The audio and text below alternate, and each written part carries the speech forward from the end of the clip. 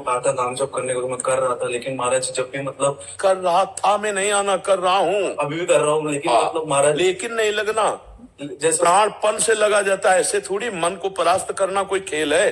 जब तक वो तो टेंशन होता रहता है। जो कौन सा टेंशन? खाली जगह टेंशन, भरी जगह तो टेंशन कहाँ। जैसे महाराज, जैसे मैं मतलब 2 साल से कोटा में तैयारी कर रहा हूँ, अभी मतलब 2 साल से नहीं हुआ, अभी तीसरा साल, इस बार भी नहीं होगा तो क्या होगा? कुछ नहीं, वही एक क्षेत्र है। इसका मतलब इसके बाद शरीर छोड़ दे, या ऐसे मूर्खतावत बच्चे तो अपने शरीर का आघात कर लेते हैं। हर एक जगह हम परास्त हो गए तो क्या हमारा जीवन ही नहीं रहा? हम पढ़ाई नहीं पढ़ पाए, हम ग्रेजुएट नहीं हुए तो हमारा जीवन नहीं हुआ। तो नहीं महाराज, मेरा मतलब है कि नाम तक छूट जाता है। जैसे टेंशन होता है, कल एग्जाम है, क्या होगा, ये होगा। टेंशन क्यों लेते हैं यार? समय से पढ़ो और भगवान का स्मरण करो, और आएगा तो पढ़ाई के अंदर ही। बच्चा अगर ब्रह्मचर्य ठीक है और आप नाम जप कर रहे हो तो एक बार सुना दिया जाए हमको तो हमारे दिमाग में टेप हो जाएगा। स्मृति ब्रह्मचर्य में वो पवित्र स्थिति है। तभी तो हम कह रहे हैं आज के जो बच्चे हैं ना, ब्रह्मचर्य का नाश करते हैं, स्मृतिहीन हो रहे हैं। अब डर लगता है परीक्षा से, परीक्षा ऐसे फेल हम कैसे हो जाएंगे? अगर हमसे चूक हुई है और हम फेल हो जाते हैं तो बर्दाश्त है, अगली बार हम फिर और पढ़ाई पढ़ेंगे, अगली बार हम और हिम्मत करेंगे। हम भगवान के अंश से हारने वाले नहीं है। ये बिल्कुल किसी भी बच्चा के मन में रहना चाहिए। फेल हो गए तो क्या होगा? क्या हो गया? ये जिंदगी है, इतनी जिंदगी है। आप विचार करो, भगवान ज्ञान समुद्र, जब उनसे हम जुड़े हैं तो हर ज्ञान, हर व्यवस्था, कि अगर विद्यार्थी परास्त हो जाता है पढ़ने में तो जीवन नष्ट करने की नहीं सोचना। एक जीवन ऐसा जो जगत में प्रकाशित हो जाएगा। भगवान के आश्रित हो, कोई व्यापार कर लो, हम एक नौकरी कर लेंगे, अपने जीवन को थोड़ी नष्ट करेंगे। हम छोटे से छोटा कार्य कर सकते हैं, और भगवान हमारे साथ है तो बड़ाई उनके हाथ में। वो बड़ा करा दे, जिसको बड़ा बना देते ना भगवान है। मच्छर को ब्रह्मा बना दे, ब्रह्मा को मच्छर बना दे, मूर्ख को विद्वान कर दे, विद्वान को मूर्ख कर दे, एक क्षण की बात है। तो ये भरोसा तो बना रहना चाहिए ना। हर जगह फेल है लेकिन एक जगह पास है। हे भगवान, मैं आपका हूं। वो उठाएंगे, वो आपको प्रकाशित करेंगे। बिल्कुल परास्त होने की बात नहीं है। दिमाग में प्रसन्नता रखो, जो होगा मंगलमय होगा। भगवान मंगल भवन है, मैं उनकी शरण में हूं। अब हमारा अमंगल नहीं हो सकता, समझ रहे ना? टेंशन किस बात की? टेंशन के टेंशन बन जाओ तो भगवान के दास हो यार। जैसे श्री जी को भी रोज बोलता रहता हूँ, मतलब इस बार हो क्या, मतलब इस बार मतलब पास हो जाओ 2 साल से। नहीं, ये भी हम नहीं कहते, ये भी हम नहीं कहते। फिर टेंशन की टेंशन नहीं बनोगे, फिर टेंशन बन जाएगी तुम्हें। कहना नहीं, पढ़ाई पढ़ रहा हूं, नाम जप कर रहा हूं, तुम्हारी गरज हो तो पास कर देना, तुम्हारी गरज हो तो पास कर देना। नहीं, जहां रखोगे जैसे रहोगे वैसे रहूंगा, और आपको पुकारता रहूंगा, आपका स्मरण करता रहूंगा, माया पर विजय प्राप्त हो जाएगी। अपने करने से कितना मुड़ पाएंगे, और वो जब गोद में लेके उड़ेंगे तो बहुत ऊंचाई पे चढ़ जाएंगे। इस पर ध्यान रखना। अपने भगवान के भरोसे उन्नति ही उन्नति। बड़ा प्रसंग, बड़ा उदाहरण युक्त है। एक राजा केरल के थे, उनका नाम धर्मात्मा था, धर्म के पूर्ण रक्षक। अन्य 4-5 राजाओं ने मिलकर चढ़ाई कर दी और उनको पता नहीं था। धार्मिक राजा थे, उनको पता नहीं था। और उनके संतान हुई थी, उस संतान का नाम रखा गया था चंद्रास। पूरे राज्य में आनंद छाया हुआ था, आक्रमण चारों तरफ से हो गया, और भगवान का भजन करने वाले थे। अब पराजित तो होना ही पड़ेगा, क्योंकि चारों तरफ से बैरी राजा है, और पहले से सूचना होती तो तैयारी होती। अचानक आक्रमण, मारे गए, वो राजा मारे गए। अब रानी ने देखा कि पूरे महल पर आक्रमणकारी आ गए, तो दासी से पैर पकड़ा और कहा, तू ही बचा सकती है मेरे बेटे को, भगवान तुझे सामर्थ्य दे। और महल में काट मार मचाए हुए थे कि कोई भी वंश का नहीं बचना चाहिए। दासी ने बहुत प्रवीणता की और टोकरी में, जिसमें दोना पत्तल डाले जाते हैं, ऐसे डालकर नीचे बालक चंद्रास, और निकली। सैनिकों का क्या है, तो ऊपर से ऐसे दिखाया दोना पत्तल है। उनका निकलने दो, ये तो दासी है, राज परिवार का कोई नहीं बचना चाहिए। सब रानी, सब पूरा परिवार मार डाला। वो भाग करके दूसरे राज्य में पहुंची। बहुत प्रवीण थी, दासियां बहुत प्रवीण होती हैं।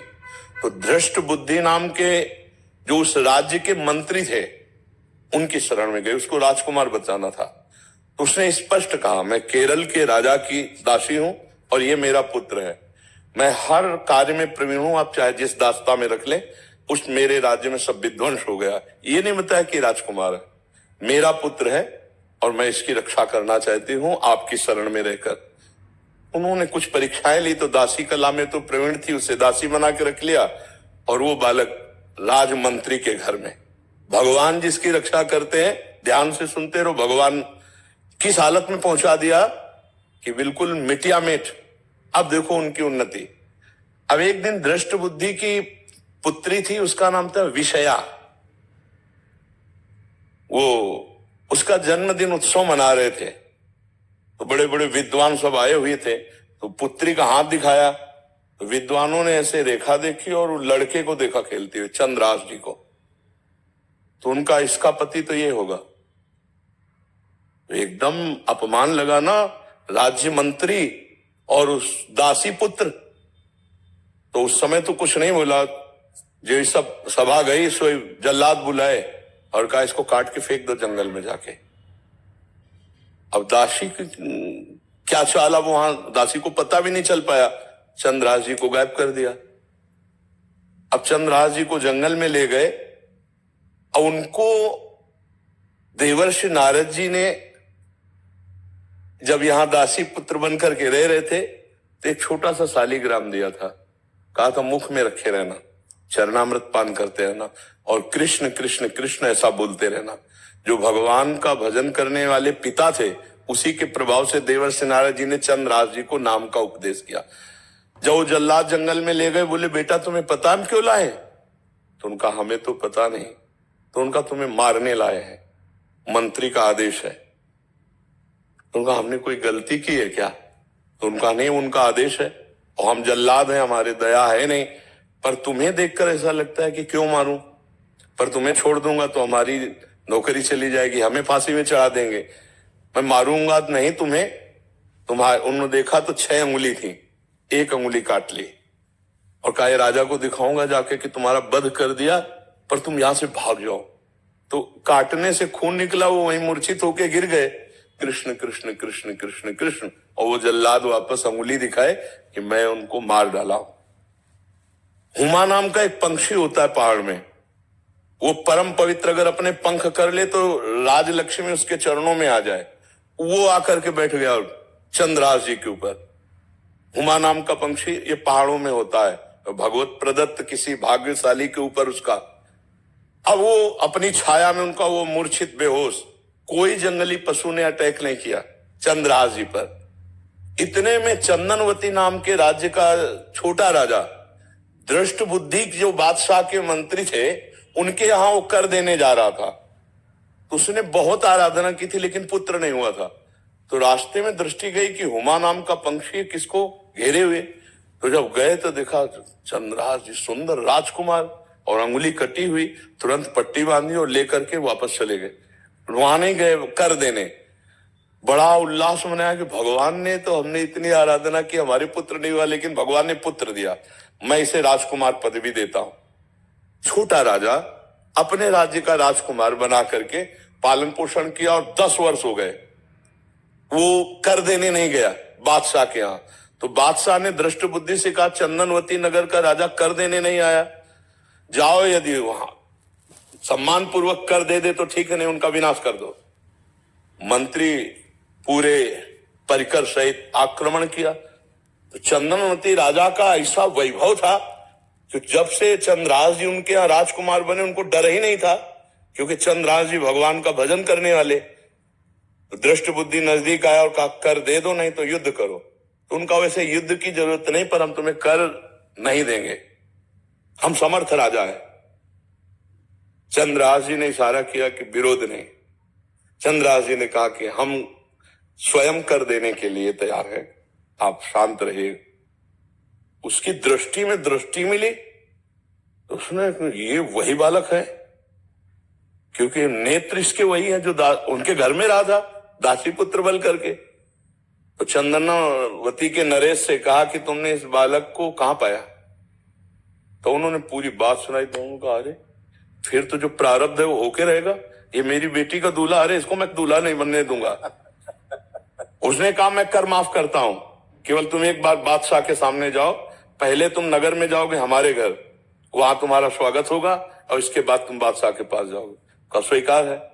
राजा को मना लिया चंदनवती नरेश को कि महाराज आप चिंता मत कीजिए।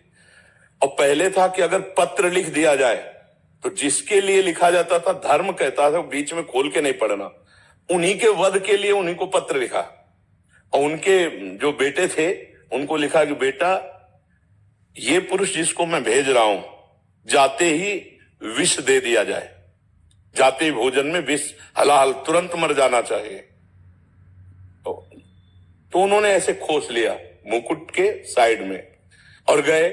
भगवान की इच्छा उस दिन उपवन में उन्होंने अपना घोड़ा रोका कि थोड़ी देर बाद चले जाएंगे उपवन में। और उपवन था वो राजकुमारियों का, और उसमें आई थी उनकी बेटी जिसका नाम था विषया।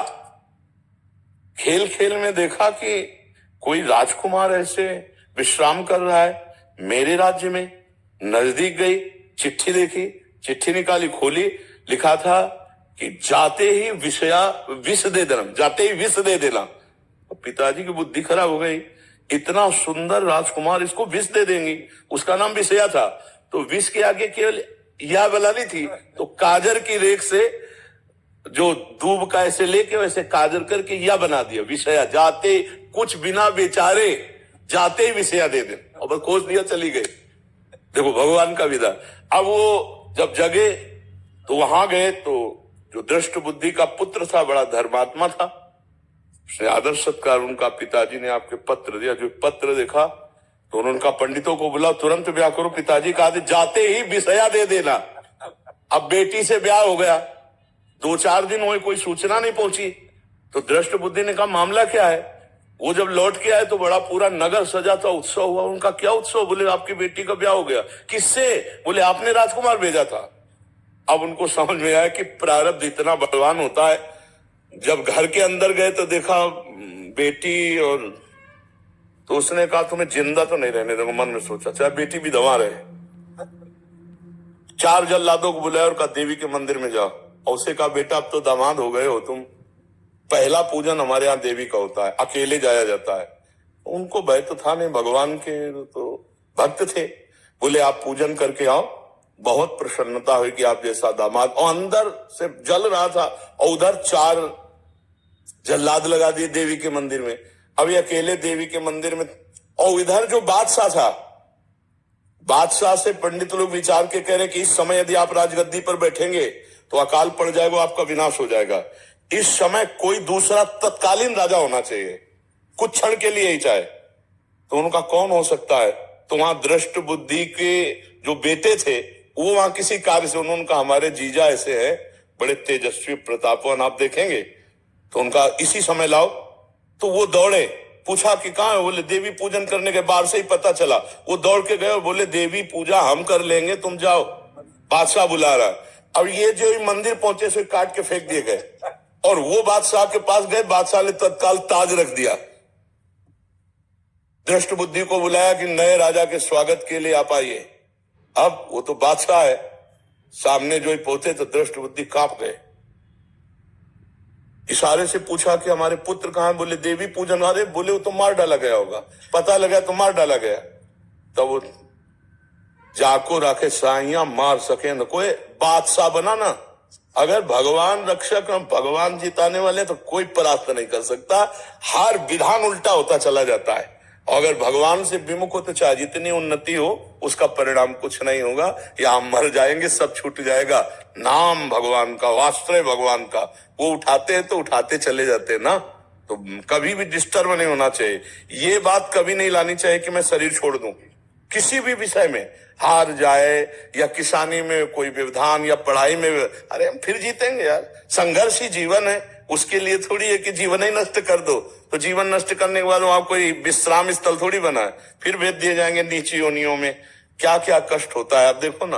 ये मुर्गा मुर्गी बकरा बकरा जीवात्मा तो लोग कैसे जिंदा भूंज रहे हैं। कितना दया खत्म हो चुकी है, जिंदा भूंज रहे हैं, खा रहे हैं, शरीर बढ़ा रहे हैं, मरेंगे, नरक जाएंगे। तो हमें कोई मनुष्य जन्म मिला है, अब इतना भजन कर लेना है कि इससे नीचे न गिरे।